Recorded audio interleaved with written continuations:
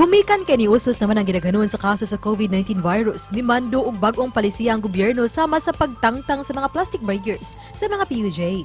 Ug tungod ni ini, daghang mga commuters ang nagmalaumon nga mukunhod ang pritihan o pamasahe sa mga PUJs. Daghan usab sa mga kanhi PUJ drivers ang nagmalaumon nga makabalik sila pamasada aron adunay panggasto silang adlaw-adlaw nga panginahanglan sa ilang pamilya.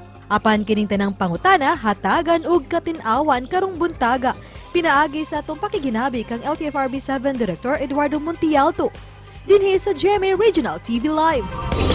Kung makauban na karong buntaga mga kapuso, hisgutan nato ang estado sa atong mga public transport dinhi sa Sugbo ug sa Kabisayan. Makauban ta Regional Director sa Land Transportation, Franchising and Regulatory Board, Director Eduardo Montialto Jr. Mayong buntag, RD, welcome sa GMA Regional TV Live. Kumusta ka karong buntaga, RD? Yes, may buntag o medyo dugay-dugay na kitang wala kita.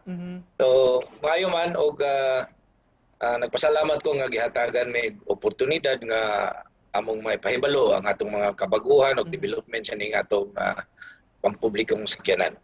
Tinod RD kay daghan gyud ang nagpangutana kining DOTR announcement nga mamahimo na kanong tangtangon kining mga plastic barriers sa mga jeepneys unsa may katuyuan ani RD o ganong gipagawas man ning direktiba.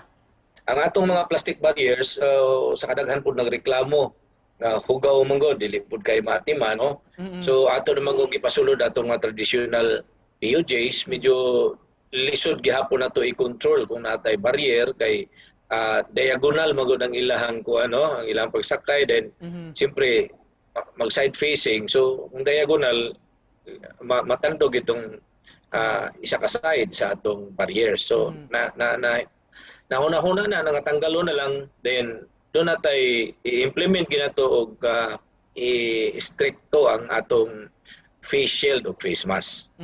While awaiting for the memorandum circular na ipagawas gikan sa atong central office, doon ay advance sila nga information sa ato ang 70% lang ang i-allow sa atong capacity. Alright. So dili mahitabo nga 100% or sa katong uban pod nga pangutana nga pwede na ba dunay sabit dili gihapon mahimo. Then sa atong modern PUJ, ang atong modern PUJ kanang ang distansya hangtod sa 35 kilometers, pwede na sila standing allowed.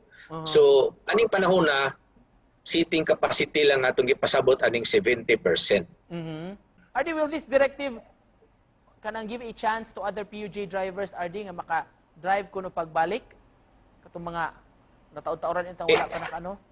Anyway karon gipabalik naman ang tanan nga traditional PUJ provided nga ang ilang units mo pasar sa atong roadworthiness.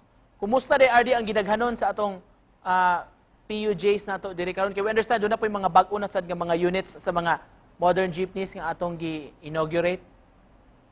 So ang atong modern PUJ numbering to 756 operating. Alright. Napay naka-reserve ana nga pipila ka semana gikan karon mag-launch na pud tag mga additional kay para sa kasayuran sa tanan ang atong region lang or sa specifically sa Sugbo nga dunay pinakadaghan nga modern PUJ.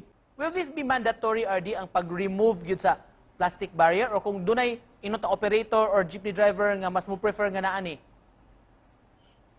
Siguro sa wala pa may guidelines no pero sa akong pagtanaw dili na sila mandatory.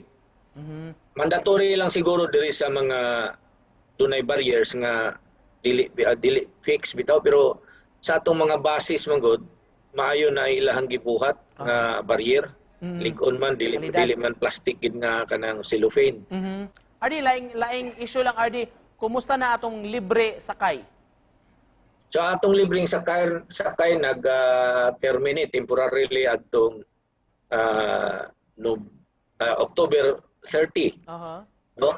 October 30 per pronouncement of our secretary nga mopadayon ni siya. So hopefully ma-approve tong Bayanihan 3 dito ni siya ma-connect no. So most probably by January mobalik na pud ang atong libreng sakay. Alright, in closing RD, mensahe nimo sa atong mga PUJ drivers, operators ug sa mga pasahero mismo. Sa mga operators o drivers, ang among pasalamat niadtong ning participate sa atong libreng sakay ug hinaut unta nga atong ipadayon ang atong maayong serbisyo ug ang atong disiplina. Salamat sa pag-uban kanamo karong buntaga ug paghatag og updates gikan sa LTFRB 7 mga kapuso Regional Director Eduardo Monte Alto Jr. Daghan kayong salamat, RD.